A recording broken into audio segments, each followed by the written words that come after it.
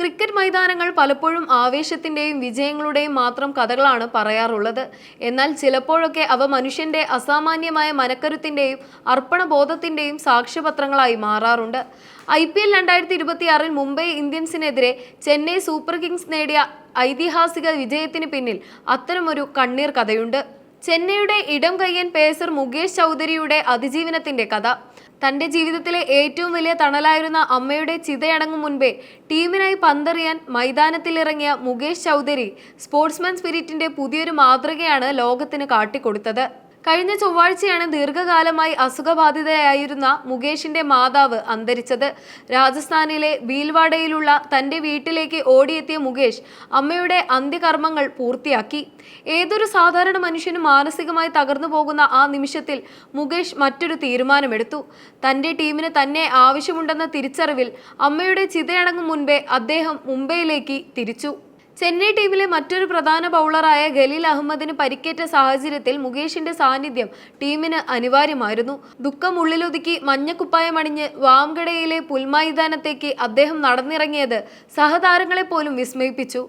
Mumbai ഇന്ത്യൻസിനെതിരെ new ball എറിയാൻ എത്തിയ മുകേഷ് ആദ്യ ഓവറിൽ തന്നെ തന്റെ സാന്നിധ്യം അറിയിച്ചു.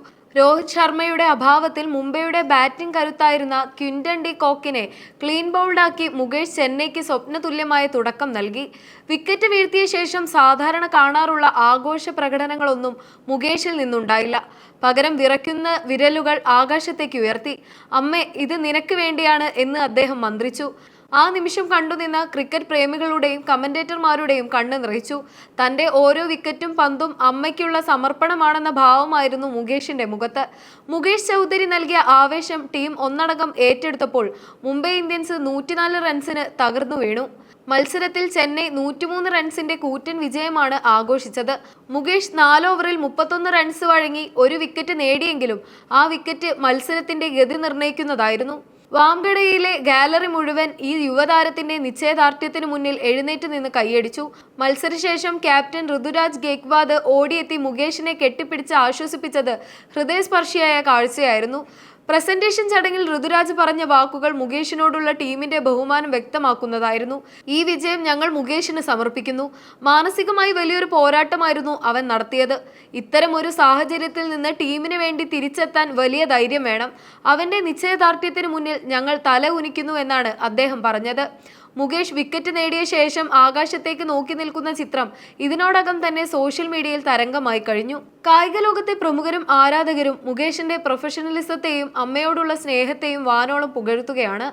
വ്യക്തിപരമായ നഷ്ടങ്ങൾക്കിടയിലും കടമകൾ മറക്കാതെ മുകേഷ് വരും തലമുറയിലെ ക്രിക്കറ്റ് താരങ്ങൾക്ക് വലിയൊരു പ്രചോദനമാവുകയാണ്. മുകേഷ് ചൗധരി വാംഖഡയിൽ കാഴ്ചവെച്ച പ്രകടനം സ്പോർട്സ്മാൻ സ്പിരിറ്റിന്റെയും പ്രൊഫഷണലിസത്തിന്റെയും ഏറ്റവും ഉദാത്തമായ മാതൃകയാണ്.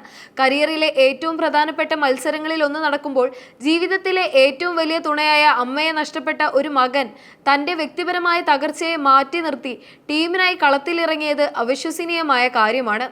അമ്മയുടെ വേർപാടിൽ തകർന്നു പോകാതെ തന്റെ കടമ നിർവഹിക്കാൻ കാണിച്ച ഈ ധൈര്യം ക്രിക്കറ്റ് പ്രേമികൾ എന്നും ഓർക്കും. വിക്കറ്റ് നേടിയ ശേഷം ആകാശത്തേക്കുള്ള നോട്ടം മൺമറഞ്ഞുപോയ തന്റെ മാതാവിനോടുള്ള ഒരു മകന്റെ ഏറ്റവും വലിയ ആദരവായിരുന്നു.